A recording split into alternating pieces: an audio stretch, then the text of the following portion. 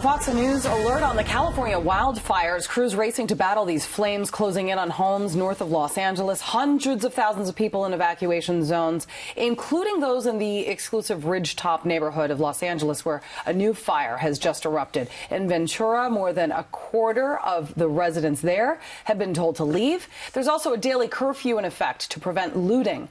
Powerful Santa Ana winds and extremely dry conditions complicating the firefight. I saw that it was going down into Santa Paula, but it could also, the winds can change with the Santa Anas very quickly and come west to us, because it's done that before, and it moves so fast you barely have time to get out.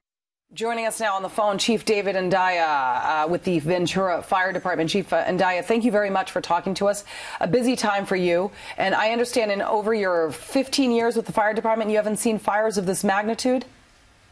Yeah, good morning, Julie. Thank you for having me. Yeah, that's correct. I've been with this fire department since the mid-'90s, and we've had wildfires around the community that have come very close and right up to the border of our city.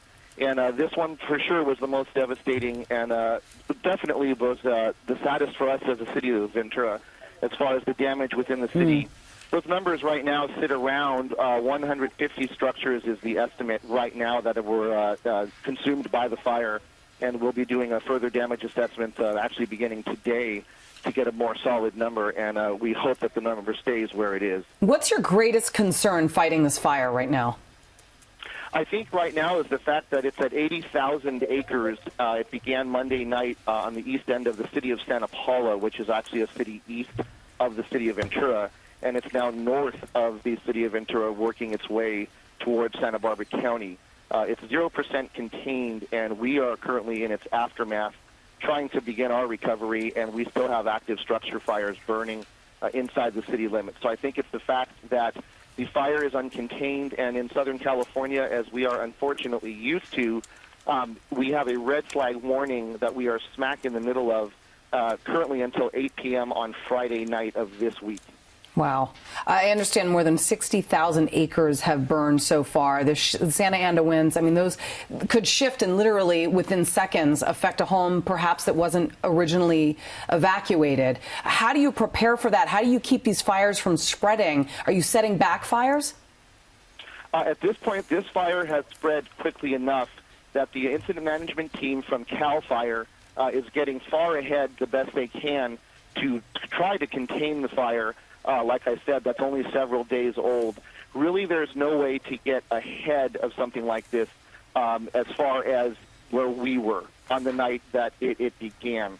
We had a red flag warning. We had winds up to 80 miles an hour gusting.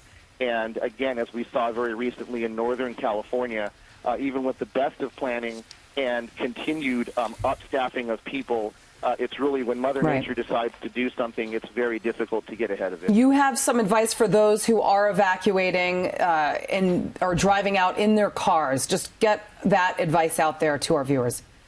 Absolutely. I believe the first and most important thing is to heed those evacuation requests from the public safety professionals, the firefighters, the law enforcement officers that are driving through the community. You should not be packing your entire lifetime. If you have any lead time at all, we recommend only packing the things you need or the things that are most important, obviously pets, medications, and things like that. And be ready to leave or leave ahead. The best thing you can do is to leave ahead and get out and heed those warnings. And what we're facing now also in the city of Ventura is making sure people understand that the risk and the danger is far from over, and we don't need people going back up into those communities until we deem them safe. Something else for viewers to keep in mind, keep your windows closed. Also keep the interior air on recirculate, so that way you're not breathing in any of that smoke that you could be potentially driving through. I also understand there was a curfew put in place last night. That curfew, obviously, for areas that are not under evacuation. It was set from 10 p.m. to 5 a.m. The reason being to protect residents, prevent looting. How did that work out? It worked out fantastic as far as I know on our first night. We haven't had any real incidents overnight with our law enforcement, Ventura PD, and all their cooperating law enforcement partners.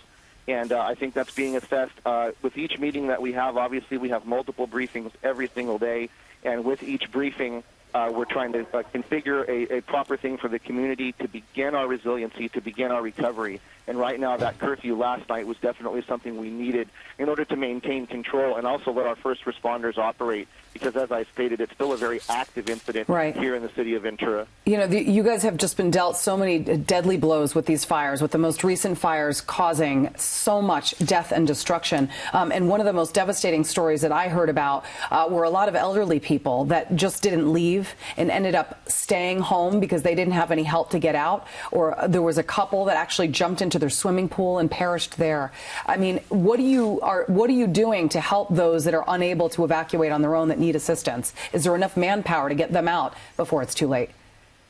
Very often, there's not enough manpower to get to everyone if they're in a situation like the one you described. Now, luckily for us and luckily for residents, those are few and very far between as far as people who can evacuate. They usually have family members.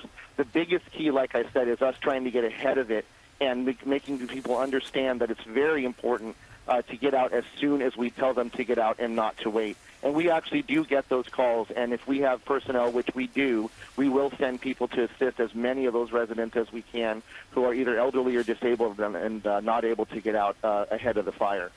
All right, yeah, it's just a scary situation. Certainly heed the warnings, because once you wait and it's too late, then nobody can come get you because it's too dangerous for fire crews to enter.